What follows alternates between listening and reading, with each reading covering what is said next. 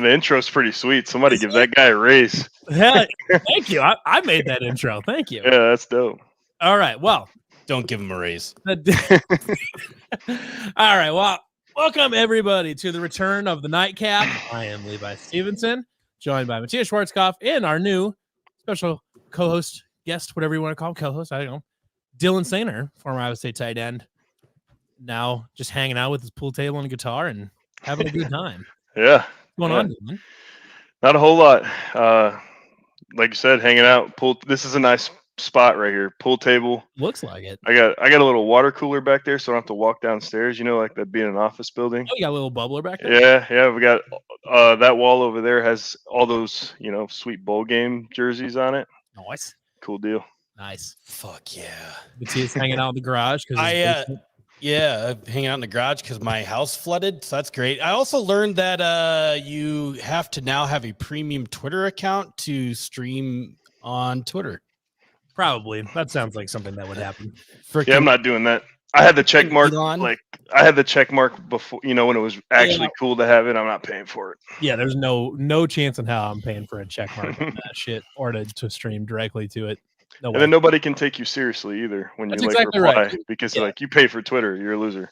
Yep, that's exactly right. Yeah, nobody takes us seriously anyway. Yeah, that's honestly might as well add on. People aren't taking us seriously. I guess that's probably on us, frankly. But anyway, so yeah, like I said, we're back here for the first episode of football season.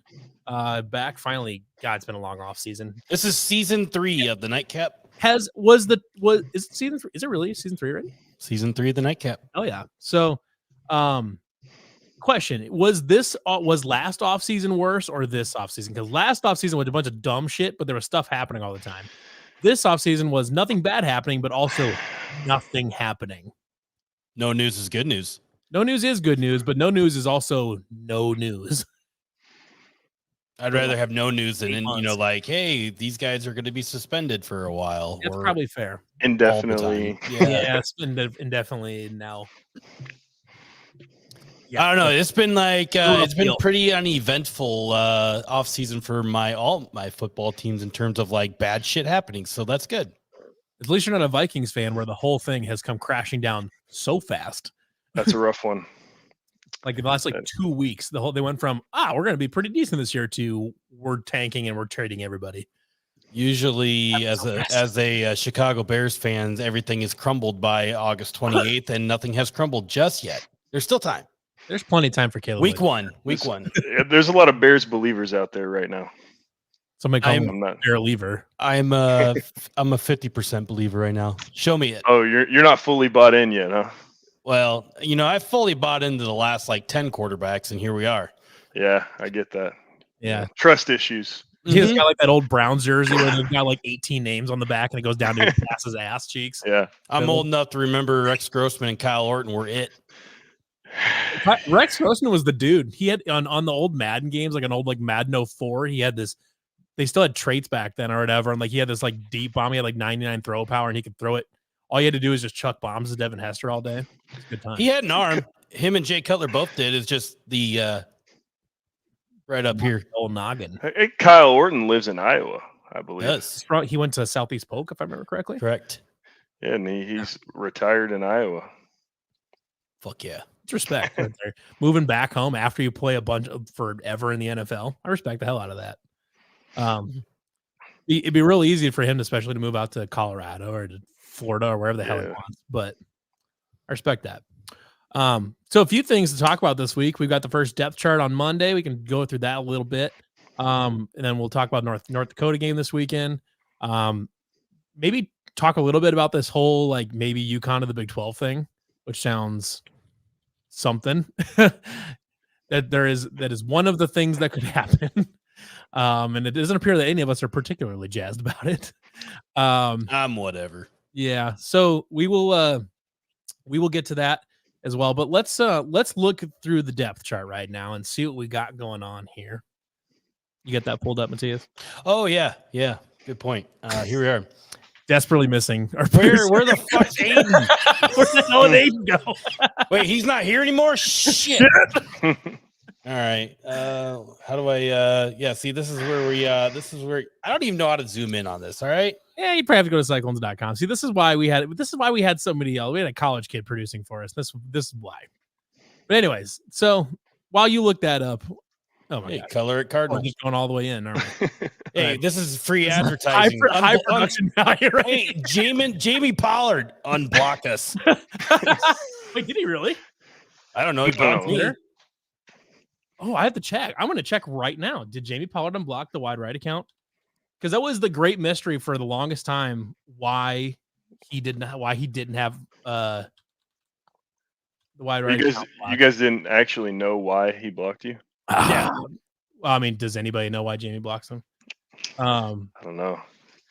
Seems like a tough, seems like a tough guy to get blocked by almost. I think I was going on about something about selling beer and Jamie Pollard being soft. I don't know. I might have said some things. It does appear as though the wide right account is still blocked by Jamie. I mean, are there any negatives to selling beer at the games? No. Well, you can't. Well, Dylan, you can't maintain the moral high ground. Yeah, because that is a huge deal in this country, and everyone is classic moral high ground. Everyone is so worried about morals and not winning and money. Yeah. Mm-hmm. Yeah. Well, it's one of those things that it's just going to happen. Why isn't this sharing? Well, there was even here in Arkansas, there was Arkansas fans when Bobby Petrino got brought back, like, oh, we don't want him, moral this, moral that, and like the actual fans were like, I want to win football games. Yeah, I'd say Bobby Petrino did a lot of things at Arkansas, and one of them is win football games. Yeah. Yeah. All right, there we go. We got a little bit better. There's a better depth chart for us. All right, well, I guess we start from the top there. I don't think there's anybody surprised there. Rocco Beck, out and out starter there.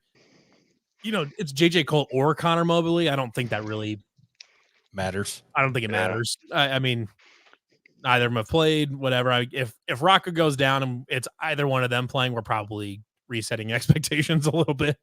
Unless JJ Cole has made a massive step forward, I guess. Sounds like they're pretty happy with Connor Mobley. That is what I've heard, is that Connor Mobley, for not having been here very long, has done a good job. So, whatever. That's encouraging. Yeah. Running back, look at Abu Sama. Probably needs no introduction. Had a huge breakout towards the end of last season. BYU and Kansas State just totally went off.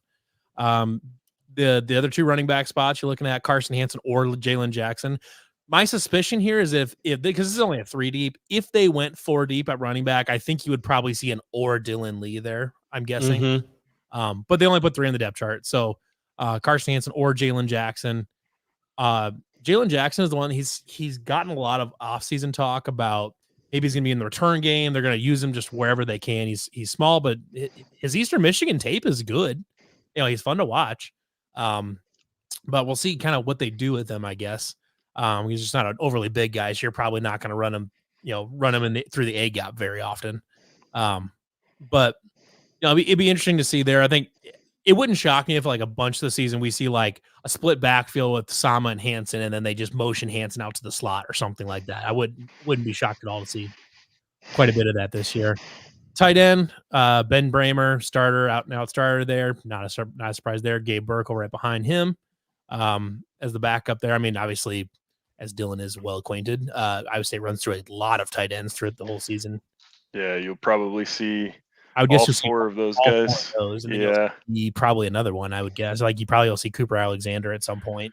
Yeah, I mean, if like it looked like he was a little small coming in weight wise, but from what I'm hearing, they packed it on. Yeah, I think he came in at like 210 or 220 or something like that. But I mean, if you get him up to 235, he can play.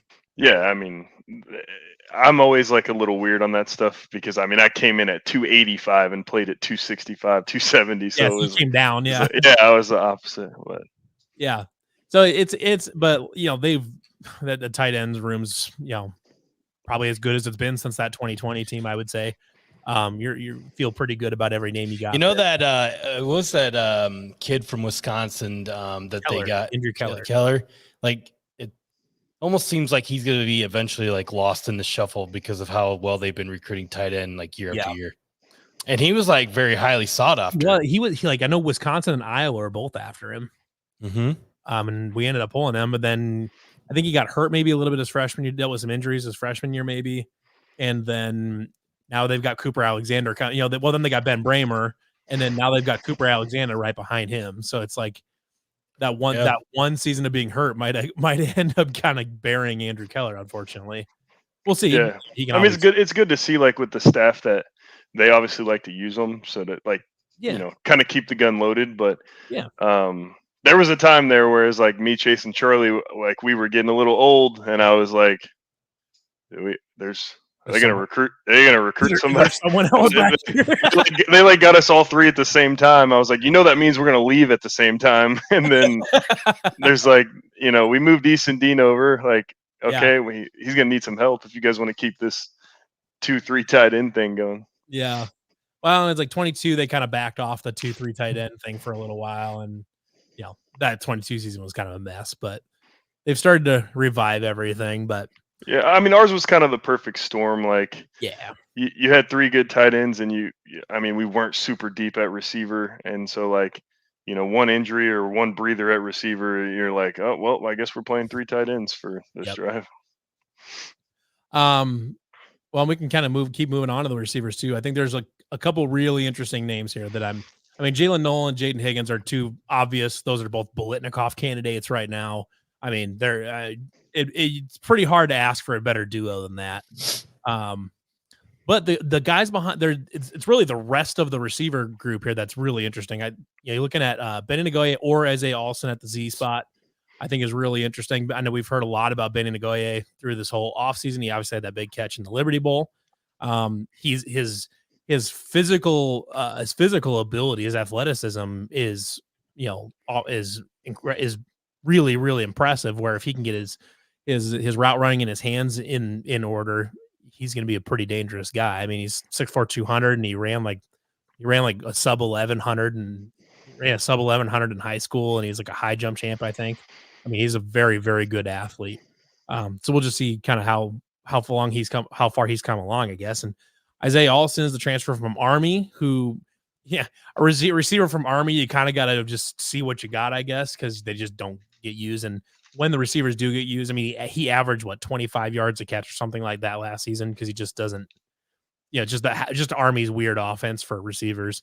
But then, so Matthias highlighted him there too. Backing up Jalen Noel there is North Dakota State transfer Eli Green, which from the tape I've watched, he's essentially just another Jalen Noel.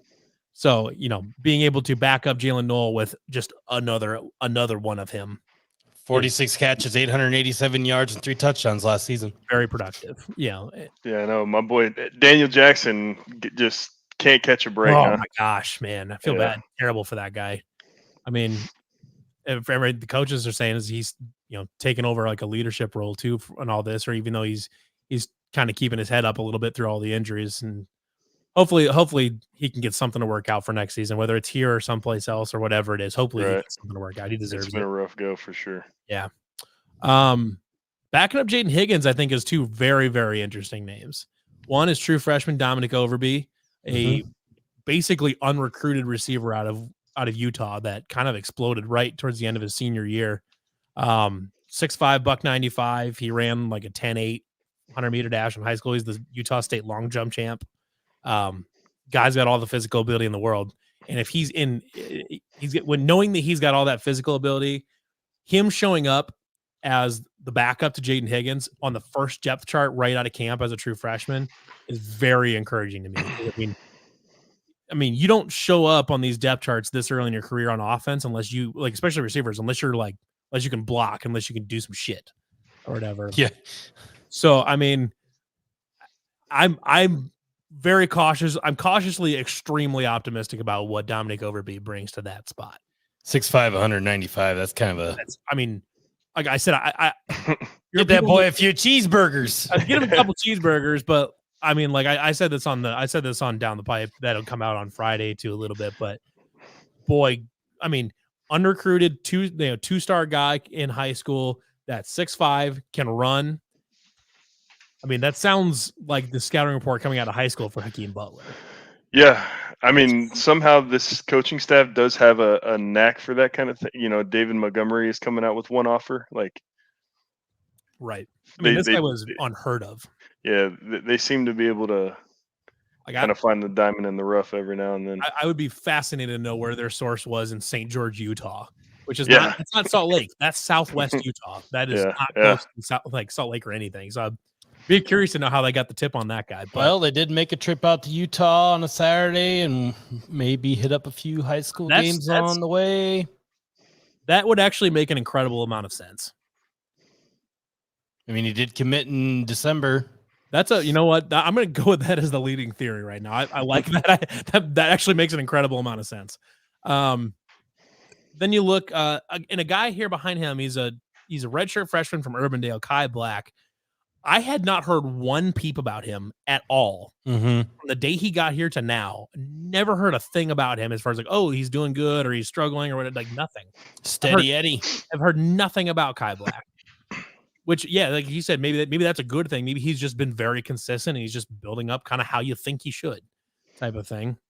But I think that's really interesting that right behind Jaden Higgins, you've got two freshmen there. Oh, excuse me, right behind him that are both physically very impressive guys. Kai Black, 6'3", 225. I mean, that's a hefty boy over there at receiver.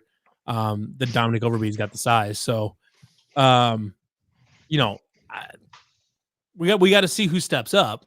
I mean, you know what you're going to get out of Jaden Higgins and Jalen Knoll. But there's a lot of names on the rest of that receiver depth chart that are really, really interesting. Like, I'll be fascinated to see what they do with Nagoye on Saturday. Like, are they just going to run him 9 routes in deep? Like, I want to see what happens when you run Nagoye on a deep post or something like that. Yeah, we also get the Taylor Mauser first look. Yeah. Like I'm biased like that, that's my boy, but Mouse rules. Every I've heard about him. I've talked to him a couple times. He's great. It's hard to find something bad to say, but I'm hoping that Campbell actually just gives this guy the reins, and there's no there's no holding him back from anything. Because man, he's a creative mind. Like he ran the scout when he was still just a piss on. Like he ran the scout team scrimmages all the time. So like after practice on a Wednesday or Tuesday, whatever. Yeah. Whenever we were full pads, they'd have the scout team like full out, fight to the death scrimmages. And so like we'd sit out and watch them because Mouse was calling plays and it'd be like wild stuff out there. So it's awesome. I'm pretty excited. I'm into it. Like I've been a big proponent the last 2 years, even when like Shieldhouse took over. Like I want to see him open this shit up. They've got the athletes to start opening this thing up and getting vertical. I see no reason to not do it. Let's get vertical. Vertical. Like I mean, at this point, like what do you got to lose in this first game? Shout out Quick Star. Oh, it's gone. No. What'd you do? There was a Quick Star ad. Nice placement. Suck it, Casey's. All right. So, anyways, the next group here is obviously the focal point of all discussion in the offseason of like, let's see how Rocco is, receiver is. Yes. The question is, what does the offensive line look like? So I've already see this left tackle, right? So I would love to see James Neal move into left guard. My thinking here is because if you look, he's an or with Jalen Travis, and we know that Jalen has been a little bit banged up in camp. My thinking is that you get him 100% or as close to 100% as you can. Let him get a couple games to get going, and then like by Big 12 play, ideally for me by Big 12 play, Jalen Travis is the starter at left tackle. James Neal has moved into left guard. Then we go right into that thing what we were talking about before the show even started is an offensive line growing together and you're moving a guy around already. Yeah. And I really do think that is part of the problem that we've had with the Iowa State offensive lines is that we just never have just like had a guy start just stay there and then grow there. And I realized James Neal played tackle all last season, but the dude he's compact. So he doesn't really scream left tackle to me, right? He's just more of a guy that looks like you line up, you shoot him straight forward at the guard spot and just mow some people over. And Jalen Travis obviously has like the length, the arm length, the legs that just scream left tackle to you too. So I don't know. I mean, obviously they're seeing a lot more than what I am in practices and things like that. And James Neal did get better as the season went on last year, but man. Well, and James Neal started playing football late. I think like he didn't start playing football till like his junior or senior year of high school type of thing. So like he started football kind of late. So I think it's kind of just been him getting up to speed and kind of just getting the feel for it. So like maybe James Neal can't like pull as a guard or something. I don't know. Maybe that's why he's playing tackle. Who knows? But he was straight. He was terrible to start last season. He was really bad. But then by the end of last season, he was okay, decent, above average, maybe. Yeah, you just hope like if they're going to do any shifting that they do it early and they get it figured out. And let these guys feel comfortable going into Big 12 play, like where they're at, who they're playing next to, because we mentioned it, like that's an underrated thing. Like being next to the same guy all the time, you kind of learn how they play. You play off of each other a lot better. Right. Man, when like in years past, when you're plugging and playing and sliding guys all over the place, like not only are you getting a guy and maybe he doesn't feel as comfortable in a right-handed stance opposed to a left-handed stance or whatever it is, you can get over that stuff a little bit, but like it's hard to get over playing next to a different guy every week because it's a different deal. You almost get to a point where you know what to expect. You know what that guy's going to do. Whether he can get to the linebacker or whether he can do this or do that. And then when you start shifting them around, there's questions there. Yeah, and so James Neal or Jalen Travis at left tackle was just weird to me because we heard all offseason is that Jalen Travis is plug and play starter at left tackle, go, and then figure it out from there. Basically, like you've got the way it was sold to me was you've got Jalen Travis at left tackle, you got Brendan Black at right tackle, and you just got to figure out the other three, right guard or right guard, and you got to just figure out what you're doing from there. And that's a guy, Jalen Travis, that's like played a lot of football, right? So like, yeah, he's a redshirt senior. He came from Princeton. He's played a ton of football. Yeah. So I mean, you've got to get that guy on the field. I feel like unless he just is a liability.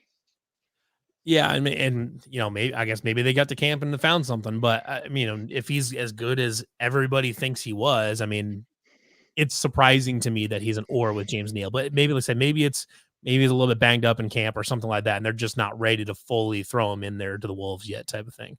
Maybe James Neal had a hell of an offseason. Maybe James Neal had a great camp, and they're just going to run him at left tackle and scoot Jalen Travis in. I have no idea, but either way, you want to get that group solidified. I'm just kind of my thing is I don't think I'm worried about left tackle at the end of the day. I'm kind of worried about left guard because I don't know anything about Dylan Barrett. Dalen Hazard, I think for all intents and purposes, I think the staff is really high on him. And I think probably would have been playing last year if he didn't get hurt in the end of camp and was in a walking boot for like 6 weeks. But right. He still hasn't played a snap yet. So I'll be curious because we did see all these oars last year too, and they didn't really play a whole lot of different guys either on the offensive line, and it just kind of stayed the same way the whole year. So I'll be curious if they roll out there with this first group and it doesn't go bad and things are moving well. They're running the ball, the protections are good, and they just stay that way. And then we go into Iowa with this exact same offensive line.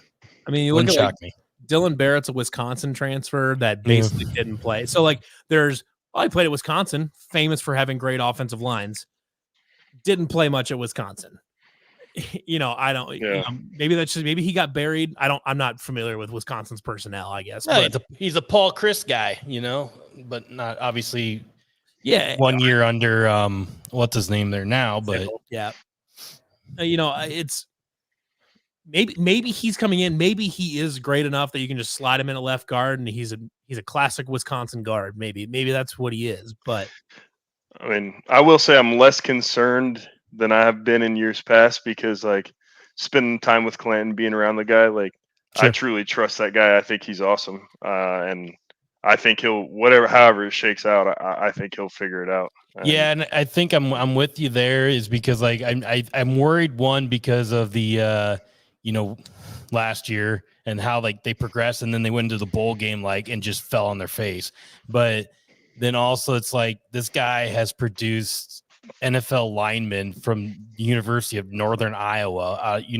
Obviously Northern Iowa has been good at the FCS level forever, but to produce, two highly paid tackles in the NFL right now. I think that speaks volumes enough. So, I mean, it's not like, maybe it's not the 100% offensive line that we want this year, but and eventually it's going to be probably. Yeah, and those guys in the NFL you're talking about, they didn't come into college 6'7", 320. Like those guys were a little bitty when they got there, and they're nasty sons of bitches now. Yeah. So, every time Clanton is on an interview and he's talking about his philosophy and everything like that, I mean, it gives me confidence. But as it has been for the last 9 seasons now, got to see it on the field. Yeah. It's just a position that takes a little while. Like I feel like it's probably the hardest position group in terms of like flipping it on its head. You can get a really good athlete, running back, receiver, quarterback, and it doesn't take as much. I think flipping the whole mindset of that entire position room it takes a little while, and just the development of guys takes a little while.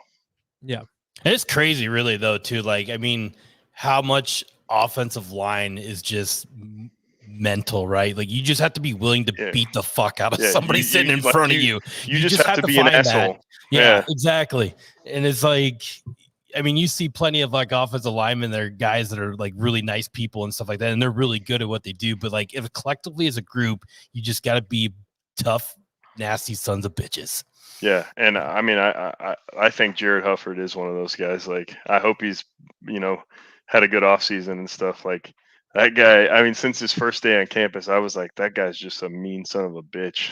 So I think Brendan Black is kind of that same way from watching him play a little bit. He seems like he's kind of in that same mold. Played a bunch last year as a true freshman, but he watching him play, he looks like you said, like, you guys are just a fucking mean son of a bitch. Yeah, I mean, you just hope that like you take these guys. Jared Huffer, like I said earlier, he's been in the program a decade. Tyler Miller's obviously been there for a while. Yeah. You just hope that those guys kind of take hold of the room and lead the group, and you just want to see progress. I think this season, like you don't want to leave the season being like, man, our offensive line was bad. You don't even really want to leave the season being like, oh, our offensive line was okay. You want to say like, oh, they were pretty solid, and I think that's a win for this year. And you hope that it just carries on after those guys leave and runs itself after that. I think after going into next season, like I know we're talking this season having even started, but like I said, it takes a while. I think that's enough time for Clanton to do his thing. Find the group that gets you to the level of like that where we say that, and it probably doesn't go backwards unless Clanton leaves or whatever happens. Yeah, right. It's one of the. I mean, when he got here, there was a kind of question, maybe loudly asked among the public, just like, it seems like Clanton has a specific kind of guy he likes. That like, do you have the guys in the room right now that can be a Clanton guy? Like I mean, it's very clear to me that Brendan Black is a Clanton guy. Came in and played a bunch of true freshmen. Who are the guys that can fit what he's trying to do, and are they recruiting guys that can play the way he wants to play, type of thing. Like, I would assume Dylan, I haven't seen him play, but I would assume Dalen Hazard, when he's full speed, is probably that kind of guy, because we were hearing about him last year, as a redshirt freshman starting at left tackle. So hopefully we're finally seeing the room, the offensive line room, get turned over to be Clanton's kind of guy versus Jeff Meyer's guy. Right. So be interesting to see. I mean, I've heard lots of different people talking about how, and including myself, about how, there's so much talent at the skill positions, and we got Rocco and all that if the offensive line, and just knowing what Iowa State has done in the past with, below average to bad offensive lines, if the offensive line is fine, the ceiling for this team goes up significantly. If they can have even a shred of a consistent running game. Yeah. And you're talking like a 7-win team last year with a terrible and a lot of people aren't happy with 7 wins, I know, and I'm glad that that's become the thing at Iowa State, right? Because before I got there, in that time frame, people would have sold a kidney for 7 wins. So like, that is good to see, obviously, but 7-win team, and then you look over here on the right side at these games started numbers, like, I mean, those are pretty substantial. Like, you have an entire season under. I can't even count how many guys. You look at all the 13s. I mean, you've got Rocco Becht at 13. You've got Tyler. God damn, Matthias. I know. How dare we have an interactive website that works? Tyler and Yedem at 13. Jack Sadowski at 13. You got Malik Verdon. Well, I guess Verdon's at 11, but he's and then you got Brendan Black's at 7 there as a true freshman. Will McLaughlin's got 16 starts, and he's got a bunch of other snaps as a non-starter too. Jeremiah Cooper's got 18 starts already in his career, huh? Yeah, so there's 16 guys that have a season's worth of career starts. Right. That's almost the whole team. And then, like, you're looking at the 2 games. Like, those are games started, right? Like, Ben Bramer played a ton of football. Obviously, yeah. Like, and then you've got the tight ends down there, like Gabe and Tyler. Like, they James Patton down there. They played football. Yeah, so, like 10 games probably. I mean, just more than games started. The game started is impressive, but like just the amount of football played on the roster is encouraging for. I mean, I think 7 wins was great last year for as young as the team was. Well, and especially with how the season started with that loss to Ohio and all that. I know after that loss to Ohio, I was down in the dumps. Yeah, no, I came to a game and I talked to Mouse and I was like, "Oh, congrats on the win." He's like, "Oh man, I didn't think we were gonna win a fucking game." What's funny is it was right after that Ohio game. I texted a buddy of mine and said, "I hope you're ready to go 1-11."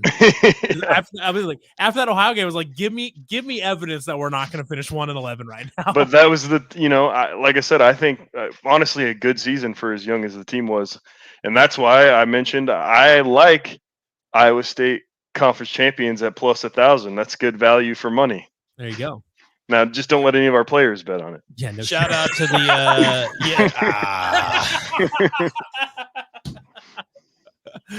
oh shit! All shout out to that really skinny kid or guy at the Ohio game and telling telling Matt Campbell that they were coming for his ass, and then that turned it around. That fucking yeah. Oh, what a wild time that was.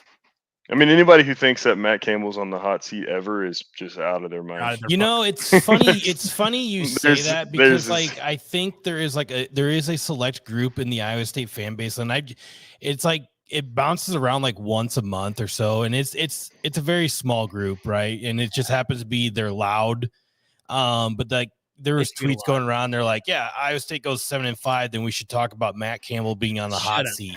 Yeah, Shut the fuck up. There's a couple points to that. One, that mindset is fascinating as an Iowa State fan. Like as a person that's cheered for Iowa State since 1992. Yeah, it must be a new Iowa State fan. I think.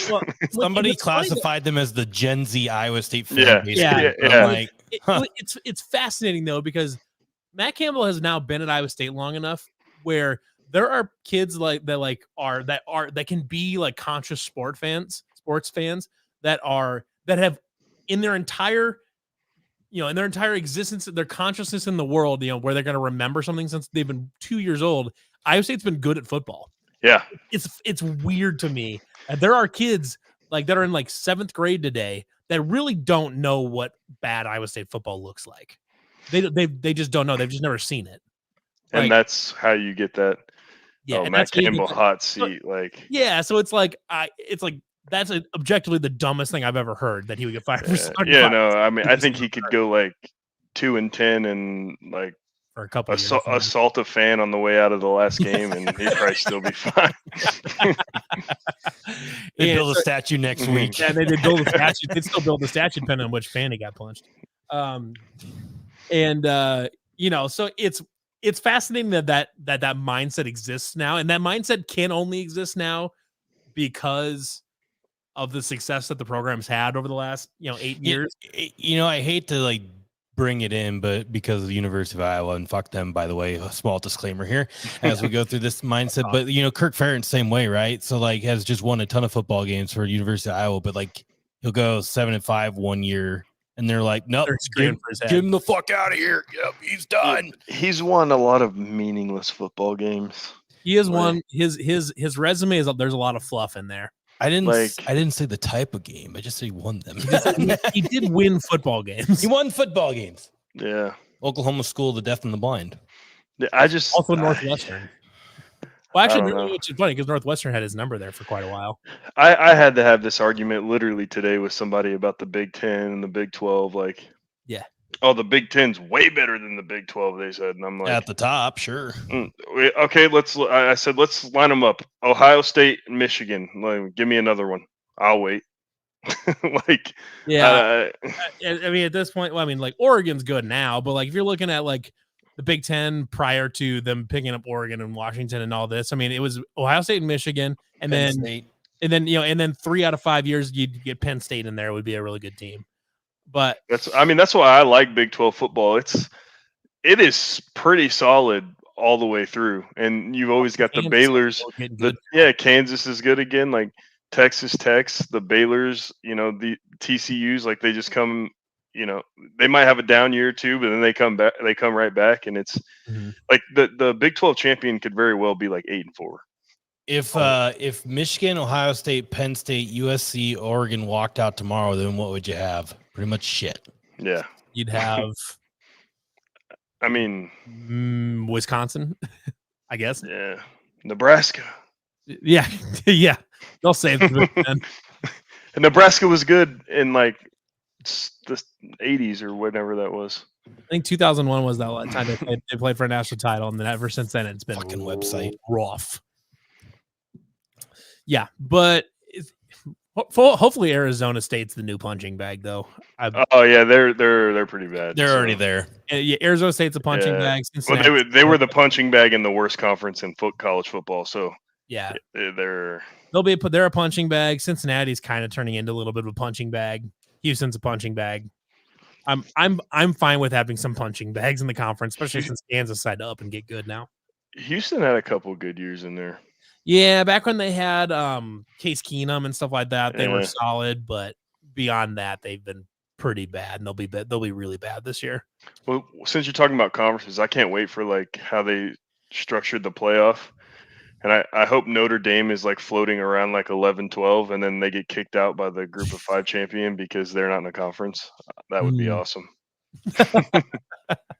I just never understood that. I'm like, why don't you just join the Big 10 already. The worst part about it for them, they get paid so much goddamn money to not be in a conference. Yeah. For them, they would lose money going to the Big 10. Yeah, they would lose money literally joining a conference, which is just nuts. Crazy, yeah.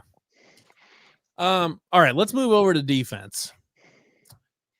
Looking at the Leo spot, you got Kennard Snyder or Trent Jones there. Trent Jones started his career as a walk-on and has really come on the last year or two. Kennard Snyder is the transfer from UL Monroe. Anybody that plays college football 25 knows that Kennard Snyder is a fucking beast on that game. So we're all in agreement that the offense is way more important of a talking point, right? Like, I've not won since my first year at Iowa State until now. Not one season have I been worried about the defense. Not ever. That's probably a fair point, and I've mentioned this on other podcasts too. I was like, as far as I'm concerned, John Haycock's got a top 15 defense until he doesn't. Yeah. I mean, that guy could be a head coach at a lot of places. Oh, yeah. Until John Haycock shits the bed.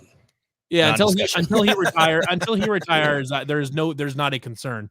I'm more just talking about some interesting names, I guess. Not more of like, are they going to be good? Shout out Miles Mendenzoon to finally crack at 240 pounds. Yeah, I still think that's like a S tier linebacker name, but I respect it as a DN. Okay, is this orange guy actually 6'4"? Because I really, you think? So he's at least 6'2", 6'3". I don't know if he's 6'4", but he's 6'2", 6'3". 6'4" looks like a little bit of a stretch to me, but maybe he is. Yeah, I mean, it wouldn't be the first time they wore good shoes. It wouldn't be the first time they gave somebody an inch or two on these, but I think they never give me. I think they put me at 6'6" sometimes. I was like, you guys are assholes. I'm like 6. I don't know, whatever. Yeah, it's like 6'7" and a quarter. I think until I shaved my head, I guess that probably knocked me down below. There you go. I mean, he's all of 6'2", I think. 6'4" might be a stretch, but 6'2". 2 inches is a lot. It is. It is. Ask my wife. Yeah. Damn, you beat me to the joke. There it is. Yeah, there it is. Yeah, I mean, you're looking at the defensive line is disgusting. I mean, yeah. Kennard Snyder, Dominique Orange, J.R. Singleton, Tyler Yedem. I don't know what more you could ask for about a front four there, about a defensive line.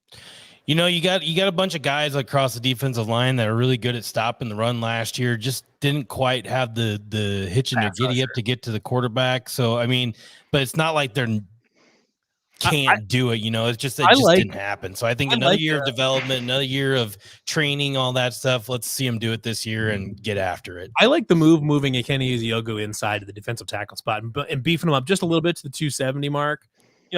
It just seemed very awkward out on the edge. I mean, he was like a tall dude out there. He's like, oh yeah, this guy's got length. Let's put him at the end. That's a guy that he's got the quickness. I think he could be a really good rush tackle. Something like that. And gosh, you look at that. Yeah, especially if the rumors flying around that the 4-man front is going to be a significant part of things this fall. Having J.R. Singleton and Dominique Orange on the field at the same time is going to be a massive problem for most offensive lines. Mm-hmm. And I think at that point you can let one of those two can really, I think, can start being a much more effective pass rusher if you can have them on the field at the same time. And about getting to the quarterback, our defense isn't necessarily structured to make that very easy. Right, on those guys. Right. 3 on 5 a lot of the time. Dominique Orange might register 8 tackles on the whole season, but that doesn't mean he's not doing his job. Right. And I did see an interview with Campbell saying that they think that we might see a lot more 4 down out of the defense, which is interesting, I guess. They got the personnel for it. Yeah. But boy, howdy, when I look at this linebacker group, there is a lot to be excited about here, I think. Damn fucking thing. Matias, click around the screen. Listen, blame Jamie Pollard for this website design, all right? Okay, so Will linebacker has me real excited. I have been I think a lot of people have been vocally excited about Cooper Ebel. This is the guy, he was a do-everything guy at a small-town high school in Iowa that shows Shout out Hartley. Yeah. Classic. This is the guy that Kirk Ferentz has made a lot of hay on over the years. Just a guy that just did everything in high school and comes in and turns out to be a stud linebacker. And backing him up, not as an but just backing him up is Jack Sadowski, who started at middle linebacker all 13 games last season as a true freshman. That is fascinating to me because not only did they move Jack to the outside, he is backing up Cooper Ebel. And Jack Sadowski was solid last year. He wasn't like an All-American, but he was solid. But he certainly was solid enough to not lose spots to someone that's not as good as him or something like that. So I think it's interesting that he's there, and that is partly due to you look at the middle linebacker spot and you have Caleb Bacon and Zach Levitt there, which is 2 guys that last year especially were, Caleb Bacon was a little bit of a pass rush specialist as a stand-up edge rusher. And then Zach Levitt was kind of a QB spy specialist last year. And now you've got them both at middle linebacker doing completely different things. Now, I think they moved Caleb Bacon here because I think the light kind of came on and they realized, okay, this guy's actually probably got a chance to play on Sunday type of thing. So now we need to make him an all-around linebacker versus a pass rusher. And so they're, maybe the smartest guy in the room type of thing. Moving to middle linebacker, he's a veteran guy. I think that makes a lot of sense. He's kind of seems to be the leader of the front 7 anyways. Then you got Sam linebacker, you got Will McLaughlin, and then Caleb Brazina or Jacob Ellis. Caleb Brazina is the guy that's gotten a ton of hype in the preseason. I don't know if you guys have seen any of those pictures of him from camp. Dude's built like a brick shit house. As a true freshman, they said he put 40 pounds on since he got here from high school. So you got 8 names there. I think you're going to see a lot of combinations there until they find the group that they trust. Obviously we do rotate a lot of linebackers, right? But the ones that play the most, I guess I should preface by saying that. But if you had to pick a position group that has been, the weakest point last year, you'd probably pick linebacker, I would say. Yeah, probably. Yeah. If there is a weak and again this year going into the year, if there is a weak spot on the defense, it's probably linebacker. But I'm looking at Caleb Bacon and Cooper Ebel and trying to figure out I don't know who's gonna. That seems like a really nice little duo. If you're running up like a 4-2-5 or something like that, Caleb Bacon and Cooper Ebel back there gives me a lot of confidence. And then Will McLaughlin's played a ton of snaps too. Mm-hmm. I mean, like I said, it might be the weak spot of the defense, but boy, you have options, I guess. Boy, howdy, do I like a lot of the names at that spot. Oh, and then you move to the secondary, and this is another one. It's just loaded with good names here. Bo Freeler, Malik Verdon, Jeremiah Cooper. If there's a better trio of safeties in college football, I'm not sure who they are. And if there is one, I certainly am not trading these three for that group. Yeah. Behind Bo Freeler, you got Cam Smith or Drew Surgis. Drew Surgis came on a little bit last year as a walk-on. Cam Smith is a guy that showed up on special teams quite a bit. He's a name that kind of keeps popping up as a guy that's kind of up next, if you want to say that. Then we can get Malik Verdon to just stay healthy the entire year. Yeah, that'd be great. Malik to stay healthy. Behind him, you got Tayshaun James and Trevon Howard. I think both of those guys have played some decent snaps so far in their young careers, and you feel pretty good about either of those guys. I mean, obviously, you'd prefer Malik Verdon to stay healthy. He's probably actually the best pro prospect out of the three, but you got to keep him healthy. Then back behind, you get Jeremiah Cooper, and behind him, you've got Jamison Patton, who played a ton last year when Malik Verdon went down. So you've got youth at the safety spot, but you've got a lot of snaps played actually for how young that group is. Crazy thing here is you look at cornerback though. I mean, yeah. I know they were very happy with Jontez Williams last year, and I think everybody can see the talent that kid has. But yeah, they're not even hiding it right now. They're just we're gonna put Porter and Purchase at the same cornerback spot, and it's gonna be an or. Yeah, that's weird. They put Jontez as the only out and out starter at corner, and then Darian Porter and Miles Purchase, who's been here for 200 years, and Darian Porter, who's been here 210 years, whatever. Both of those guys are sharing an or spot at one corner spot, and then you got Jontez Williams by himself as a starter. Fascinating. Interesting. I would guess especially when you have the three starting safeties on the field, you really only need to have like three corners probably to keep rotating them in and out and stuff like that. Yeah, does it at the end of the day, it probably doesn't really matter which one's there because you could see Darian Porter and Miles Purchase on the field at the same time. Yeah. I will say the staff releases this depth chart, right? And there have been times where these coaches on the staff are known to purposely try to fuck with people. So here we are getting fucked with. Yeah. You know what? I'm not saying the cornerback position specifically, but we're looking at some of this O-line stuff and some of the other stuff. There could be some fuckery on this depth chart here, where it might not actually shake out like this on Saturday. Yeah, that's 100% possible, and I'm ready to be clowned as long as we're good. I don't care. Yeah, it's kind of where I'm at with it. Yeah, like we were talking about earlier, the defense is the defense until they're not the defense. At some point, is obviously going to be good every single year forever on out on defense. I don't know, but I know that as far as I'm concerned, if you have this roster and you've got John Haycock calling the shots, I'm not. I mean, I can't think of a game off the top of my head where I felt like, oh man, the defense just didn't give us a chance to win the game. If you can get it rolling on offense, you get a chance to win every game because they'll give you a shot. And the best way to get is that like when Coach Matt Campbell talks about the health of a player, a minor injury means he's actually in the ICU. that happens. I mean, I think against Kansas State, the leg, and he's actually just missing the leg. Yeah, I broke my leg, snapped my leg, blew up my ankle against Kansas State, and I think after the game or maybe the next day in some press conference, I saw some article. Campbell was like, "Oh yeah, Dylan, he's out with a lower leg injury." Not broken butt. Legs broke, ankles blown to pieces. No, lower leg injury. For 2 weeks. If we hear that someone's out for a couple of weeks, we assume he's dead. Live in public at some point. Yeah. Never seen a guy that undersells injuries quite like that guy. Well, I was the Daniel Jackson thing. He's he's done for the year. There wasn't no just might be just a minor injury. We'll see it in a couple of weeks. No, he's done. So he evolved a little bit there. A little bit evolved. Yeah. I mean, that could have been just frustration. Man, I don't know what this guy did in a past life, but something's up. Looking at special teams, I don't know if there's a ton here. I mean, Tyler Perkins is back again. There was some like rumblings that Jace Gilbert was kind of challenging him for the punter spot. Short-term punter or short yardage punter. Short yardage punter, like a pooch punter. But the thing is, like Jace Gilbert, and I know we have our little discourse in the Wide Right 90 Light chat about Jace Gilbert and the kicking duties. Yeah. But he like actually was like a dual recruit at punter and kicker. So yeah, he was. Yeah. He'll be starting punter his senior year.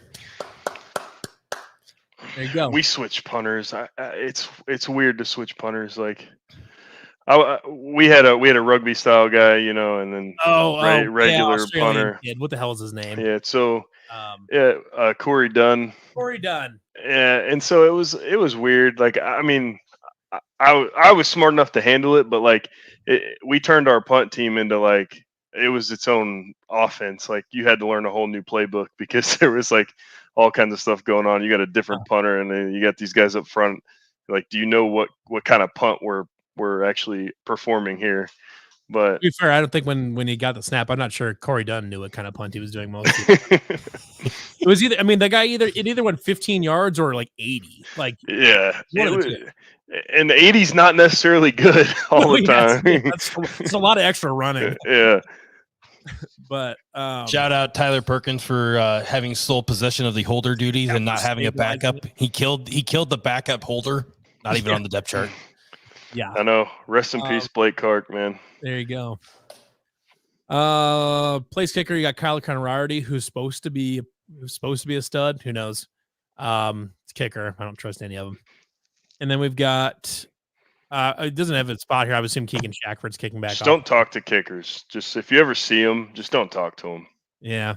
It's just never good. Like, I had a podcast with one time. Yeah, see, like you just got to leave them alone. Shout out Cole. They're like, shout out Cole. They're all like head cases, and they just like I've never met one that isn't a head case. And you know what's funny is if you ever talk to Cole Netton, that dude is like the chillest dude of all time. Yeah. I played with him for I don't know a year or two. Were you on the team with Cole? Yeah. But it was like I think he was only there the year I redshirted. I think. It was 2016 was his only. It was the only year he overlapped. Yeah, it was a rough he season. turned into like. He told me that Campbell got on his ass all the time because he like didn't give enough of a fuck. Like he was so laid back that Campbell got pissed at him all the time. Well, then we got all these other kickers that gave too much of a fuck, and it was like, he missed one kick in practice on Tuesday, like. Oh fuck! We can't kick a field goal this week. Like he's in his head, man. Like, yeah, that was a whole. It's a mental position for sure. It is. But it's been a deal that we haven't been really great at for a little while. It's like Contreras was really good. Yeah, he was really good last year. Andrew Mevis was really good in 21 when he was here. Yeah, that was the year after I left, and I turned on a game, and I was like, "Holy fuck! We just made a 50-yard field goal." Mevis was the dude. Yeah, good kicker, and then Contreras was great last year. Looking back, Dan Quinn. Did you know he hit Dan Quinn with a kick in practice? I actually think I heard that. Yeah, and then he got waived, unfortunately, like that next day. Huh? It's crazy. Unfortunately, that's just bad luck.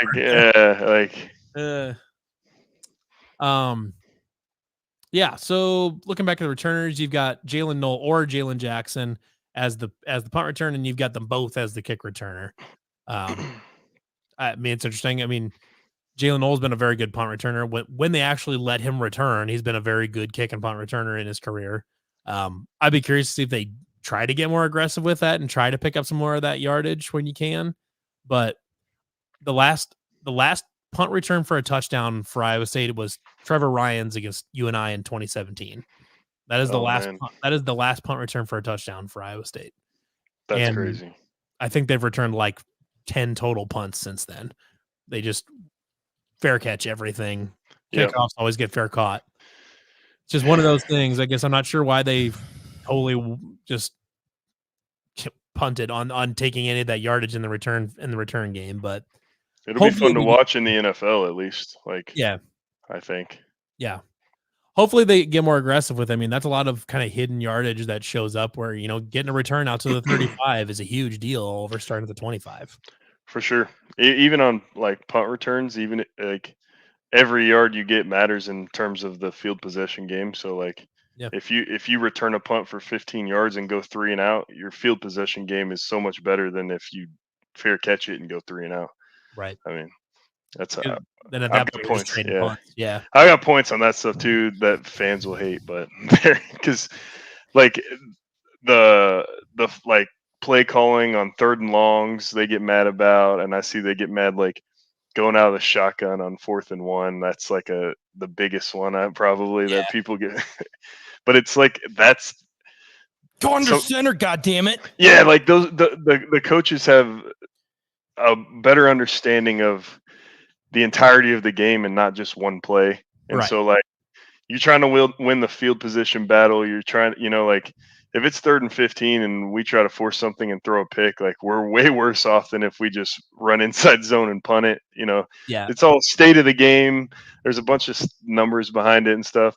And then the under the center thing is like, we don't go under the center really. So like, you have so much more of the playbook available to you if you don't, which I think people just want to see a QB sneak once in a while. Yeah, QB sneak every once in a while is not that bad, but I mean, we aren't the Philadelphia Eagles, so like it's not.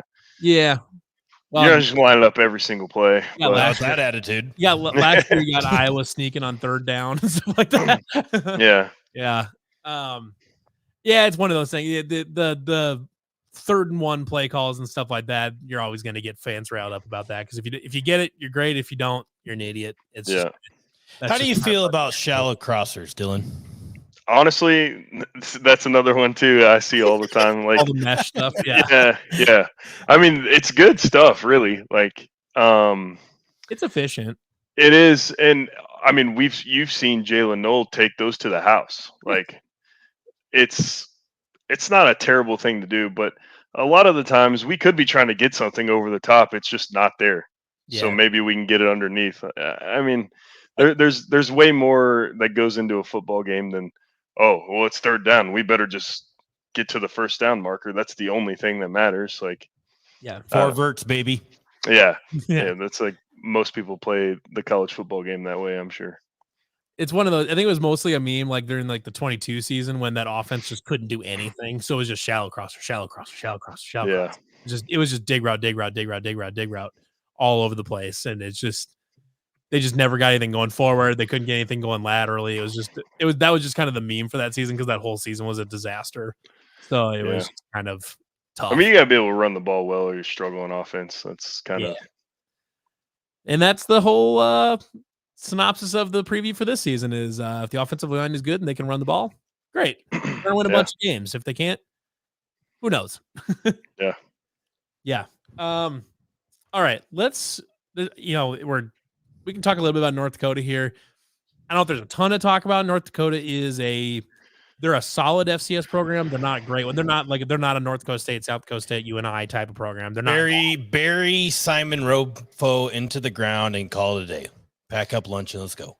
I'm gonna be honest. I don't really know anything about them. They're from North Dakota. Yeah. So they to the extent. Basically, I mean, 7-5. I think the last 2 years, their coach has been there like for 11 seasons. Just joined the Missouri Valley Conference not that long ago. I mean, they beat North Dakota State last year, I think, but then they followed it up with a loss to Northern Iowa. So I mean, they're like, hey, we could do this 1 week type of thing, but then next week we'll just lay an egg type of team. 38 new players. They've got a freshman quarterback. He's actually a junior. The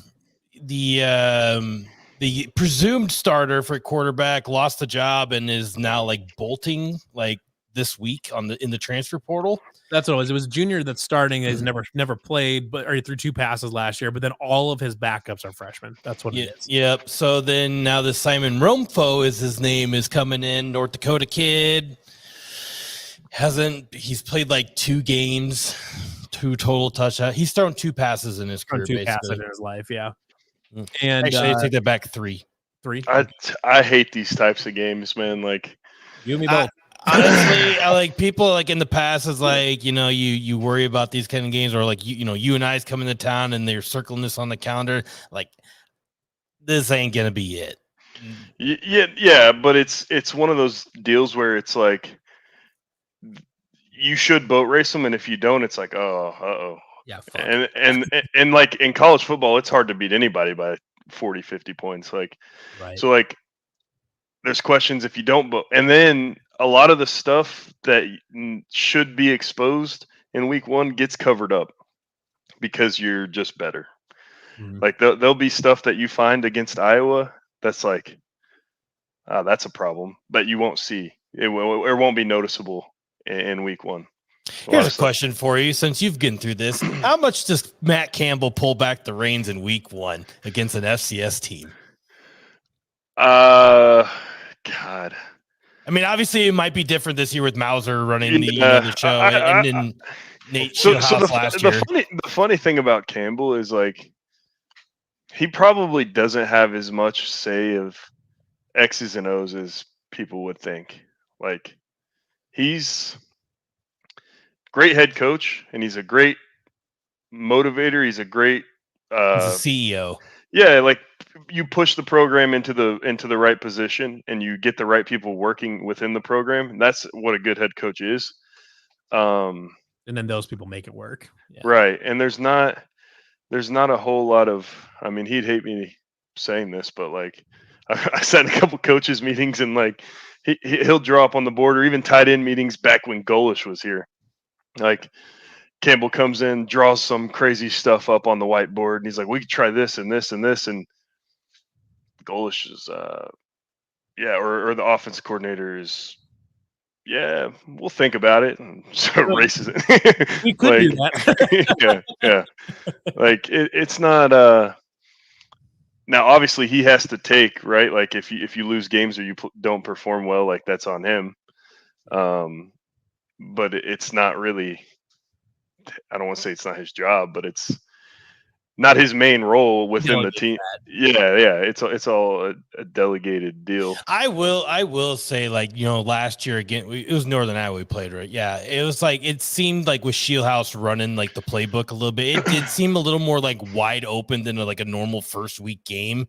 And I don't know if maybe that was just him like trying to figure out if Rocco or JJ was the guy, and then like Rocco got into that groove in the second half, and he's just like, fuck it. Let's just do it. That was kind of part of it too. It was Nate Shieldhouse's first year calling plays, and he had a freshman quarterback and a new receiver and a new running back and stuff like that. So he had like all of his weapons on offense were basically new, except for Jalen Knoll and a new tight end. But the thing was, it was like what we saw in week 1 was kind of like the premise of the offense for the rest of the year. Like, we saw a lot of that stuff and types of plays the rest of the year. Like, not necessarily, and maybe Dylan could say something different, but it always seems like years past, it's like week 1 was just like, and then like week 2 against Iowa, that's what it was the rest of the year, Yeah, we kind of always, I don't really know if there's a rhyme or reason, but the whole time I was there, it felt like that too. Like, within the building was a slow start. Like, no matter who we played or how it went, like, it always just felt like slow start, not really in a groove. I don't know if it's the way we went about training camp. I don't know if it's how we did the off season, but like, every year it just kind of felt frustrating, because it was like, man, we want to just come out and be like a well-oiled machine week 1. And I know that's a lot to ask for, but it never really worked out that way. Like, you saw us play our best football as the season went on, which isn't necessarily the worst thing in the world either. Yeah. You want to play as good in September as you do in October, right? But we always seem to like just ramp up the whole season, which is good. You're playing your best football in the most important games, but it never really felt like we could just hit the ground running week 1, and that'd be great to see, honestly. I'll tell you what, though, we could be defending national champions, and I would still be worried as shit about UNI. There's no time, there's no situation ever where I will not be worried about UNI. Yeah, I mean, UNI is always going to be different just because of the nature of like Mark Farley respects Iowa State so much, but he also knows, like, if he wins this game, he's king of Iowa, the state of Iowa, for a year. Like, it doesn't matter what Kirk Ferentz does the rest of the year. Mark Farley loves beating Iowa State. Well, because everyone knows what Kirk Ferentz is going to do, right? Yeah. Like, they're going to have more punting yards than offensive yards. They're going to score like 8 points a game, maybe 9, and they're going to win like 8 or 9, maybe 10 games. Like, they just are who they are. Yeah. Well, that's the funny thing too about like the whole idea that they like don't open up the playbook because they don't want to put too much on tape for Iowa and stuff like that. Is like, Yeah. I don't know what makes you think that Iowa's going to change. Iowa hasn't changed a single thing they do since 1999. They have not changed anything. Why are they going to change now for one game? Like, no, and it's not like we're changing drastically either, right? No.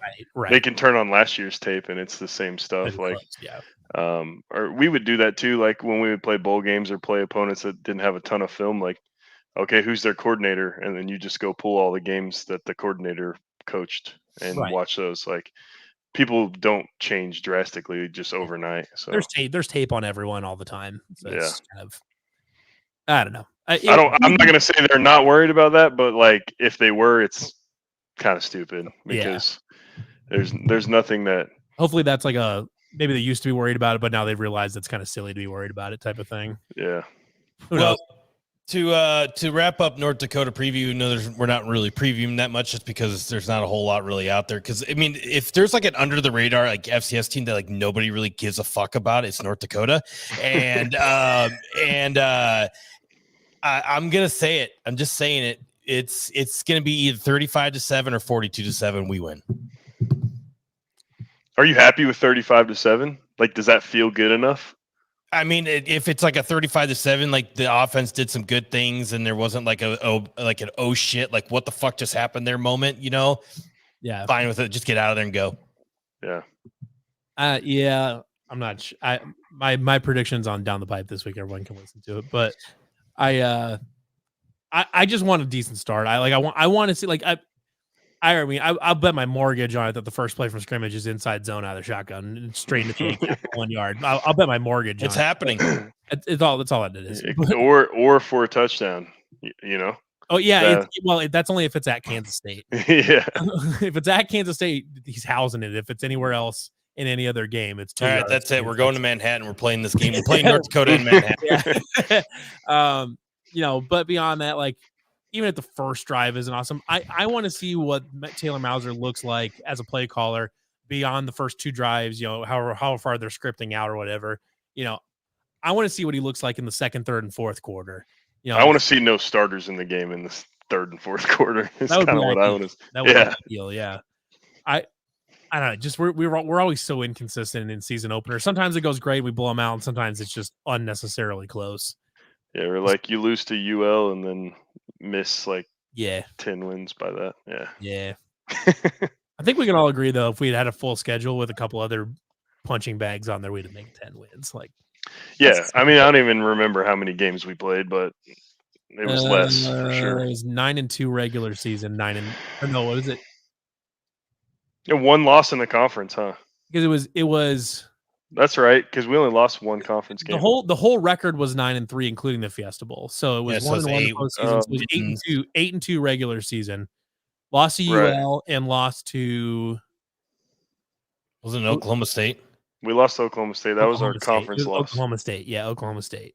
Yeah. So it was 8-2 regular season, and then it was 9-3 for a total record.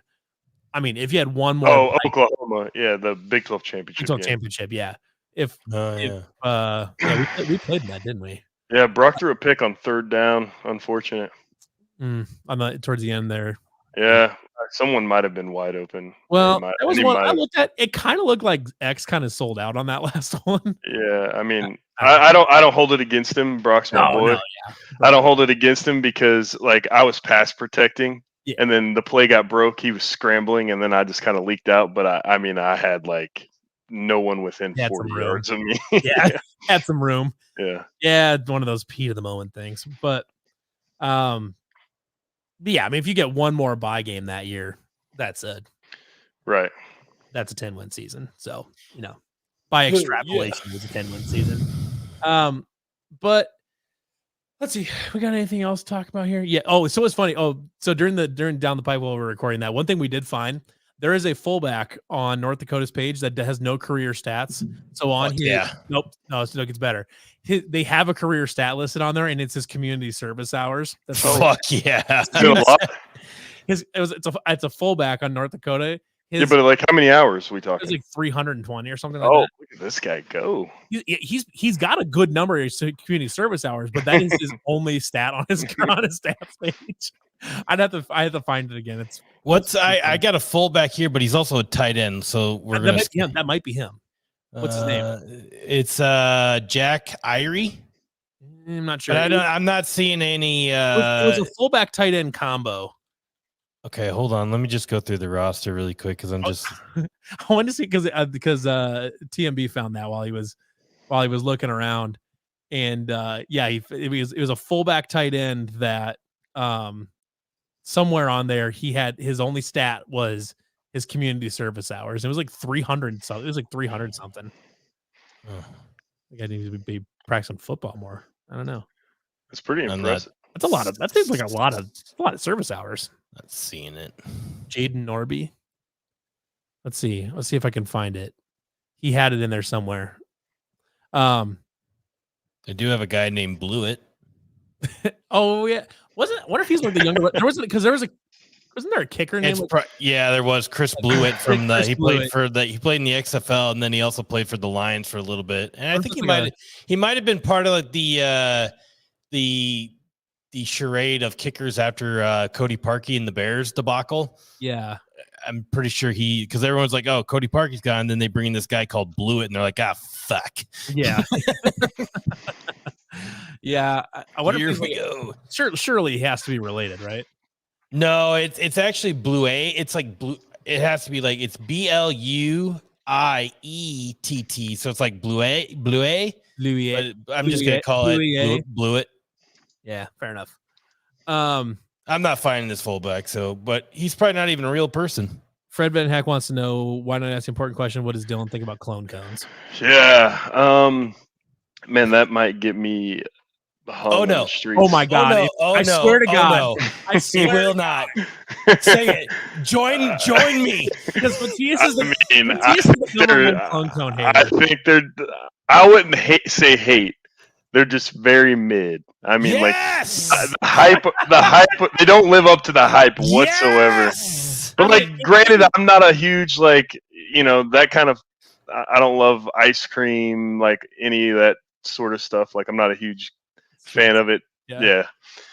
But it seems like I think I've had maybe one or two, and I was just like, this is what everybody like. It's a bowl of soft. It's exactly my reaction.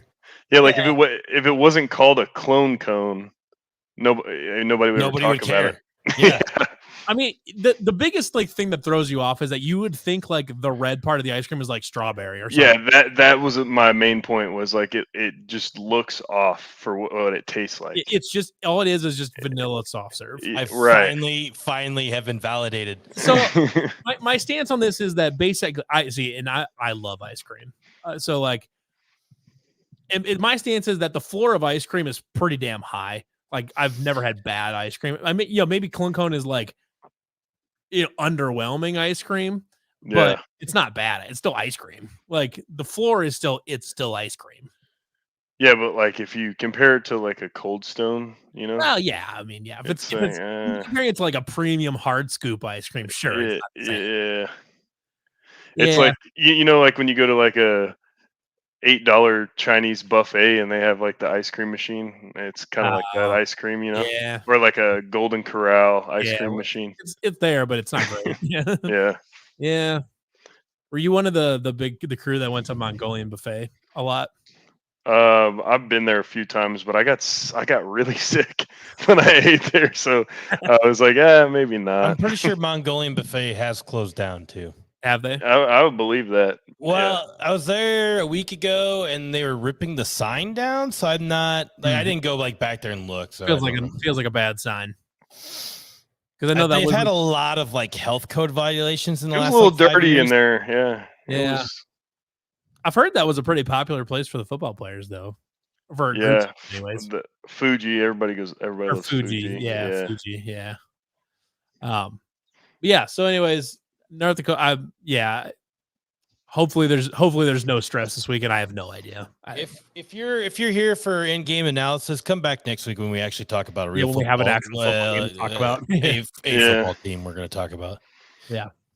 I guess the last kind of thing we can talk about a little bit, we don't need to go super far into it, but there is a lot of talk this week about UConn getting an invite to the Big 12. That's been a thing basketball driven, right? I mean, yeah, definitely, yeah. Basketball driven to the point where like football wouldn't even join until 2031, I think. correct. So I mean, they're still, I mean, they'd still be 6-7 years. Yeah. Out. So the basketball or the TV deal is up at 2031. So obviously it's not like officially known, but everyone is assuming at this point that Yormark is going to go out and sell the football and the basketball rights separately to like, let's say Turner Sports that are like looking for stuff now at this point because they're not going to have the NBA anymore. So, and they're good at producing basketball games. So can you get a ton of money from Turner Sports? Maybe. I don't know. So that's my only thing. I don't care either way. Like, I'm not sitting here like saying I want UConn to the Big 12. Like, it's like life or death. Like, like Arizona, Colorado, all them. I was like, hey, let's just get them in the conference, kill the Pac-12. Like, this needs to happen type of deal. But like, if UConn join, sure, whatever. Don't care. If they didn't join, don't care. Well, the rumor that someone was talking about here is that if they were going to go get UConn, that they would also try to get Creighton as a basketball member. I don't know about that. We'll see. I don't think the boosters at Creighton would allow it. I don't think there's any reason for them to leave the Big East. I don't know. It's kind of a weird deal. Could you imagine like playing, like you have to go to UConn to play a game from Arizona? Oh yeah, like if there's someone like Arizona State has a Tuesday night game at UConn, it's just like horrible. North Carolina's gonna fly out to Stanford to play a basketball game. Yeah. And like USC is gonna have to fly. Like I guess New Jersey. That's my only like bitch with all this conference realignment or whatever is.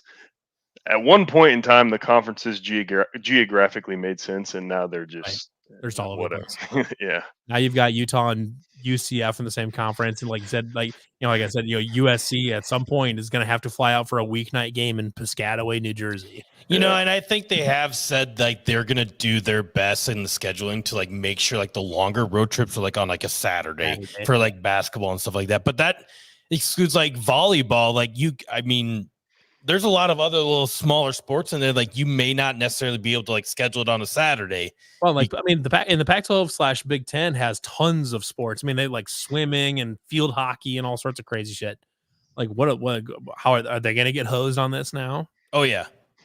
I mean, it sucks. I mean, I feel terrible for a UCF volleyball player that has to go play a Tuesday night game in Salt Lake City. It probably affects the football team the least, but like, yeah, it would still suck. Yeah, like, it's hard. I hate getting on a plane if it was longer than like 2 hours. I was like, oh man. Unfortunately, Iowa State's in the middle of all this, so like they don't have to go like Utah to Florida or something like that. But so you're still within a 3 or 4 hour plane ride of everywhere, basically. But still, man, that would be tough.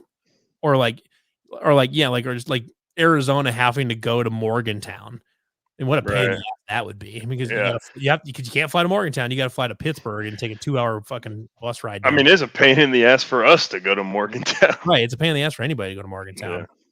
Because did you have to fly into Pittsburgh and then take a bus down?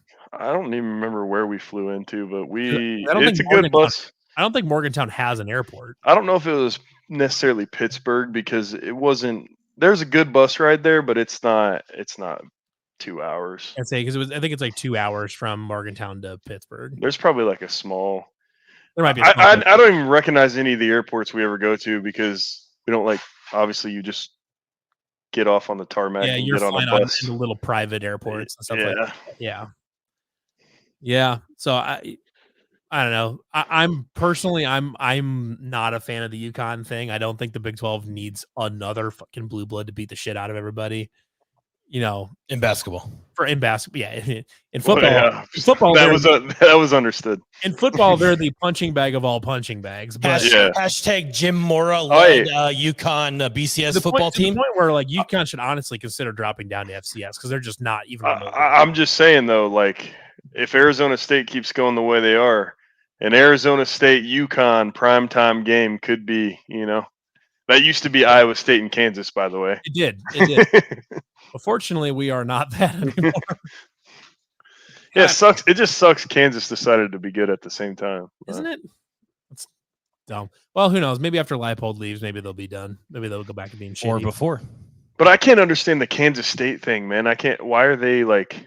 Why do people think that they're like world beaters?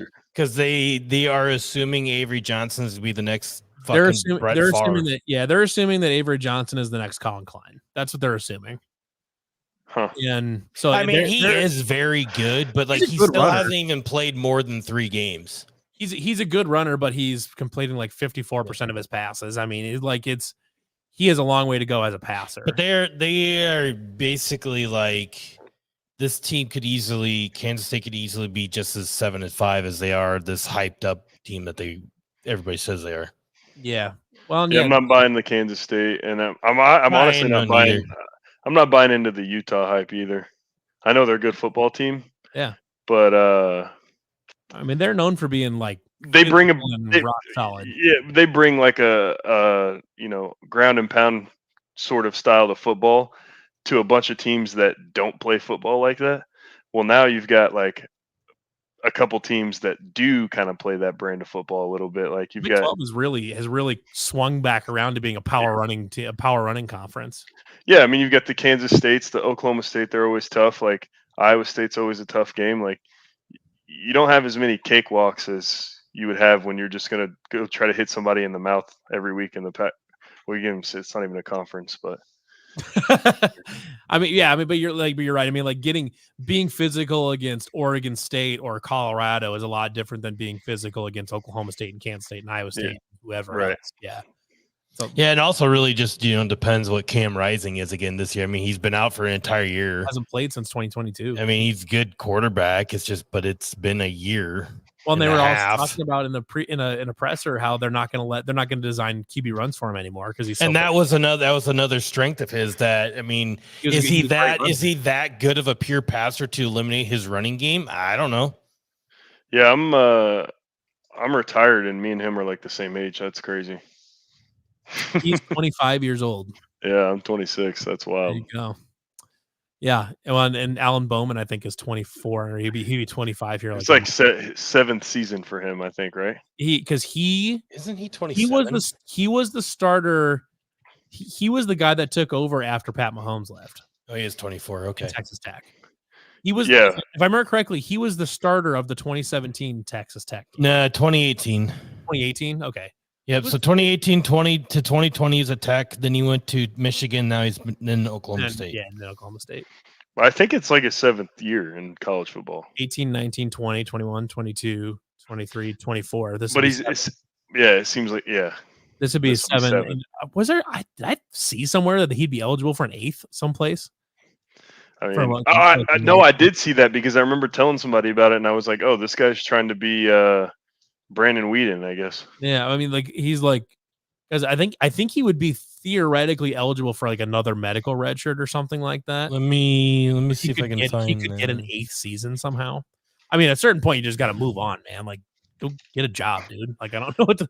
Like, well, that's the thing. Like the deal though with like NIL now, like you can make a lot of money. Like if somebody said, "Hey, I'll give you $1 million just to stay for that 8th season," but yeah, okay, and then you're not going to play, and they're going to say you'll never make it in the NFL, but I'll give you $1 million to play quarterback for Oklahoma State. Sure.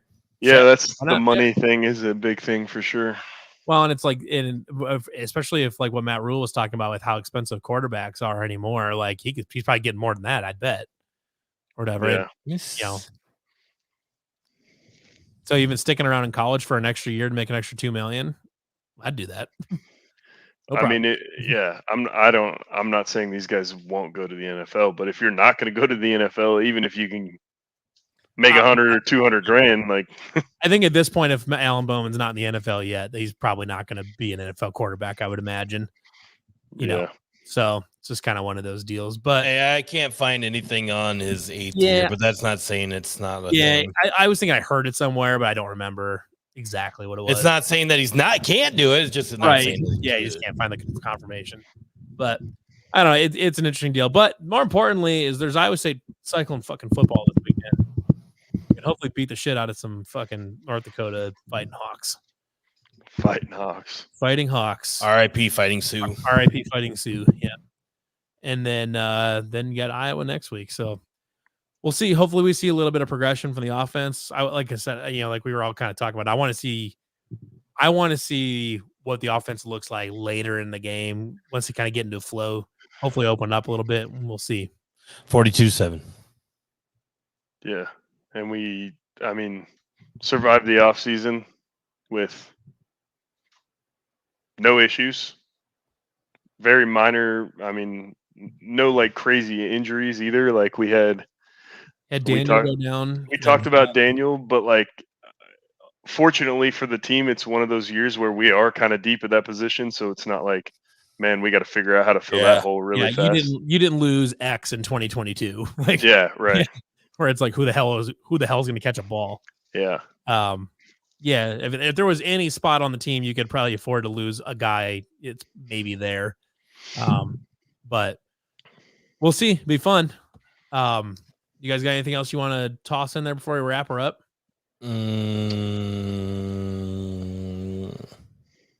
No. Yeah, I don't know. I think covered all about all we can until we actually play some football. Yeah, it's hard to keep talking without actually having football to look at. But we'll see. Be a good weekend this weekend. Levi, what did you do in the off season? What did I do in the off season? Got married. What else? Played some Magic the Gathering. There you go. Big Magic guy over here. And then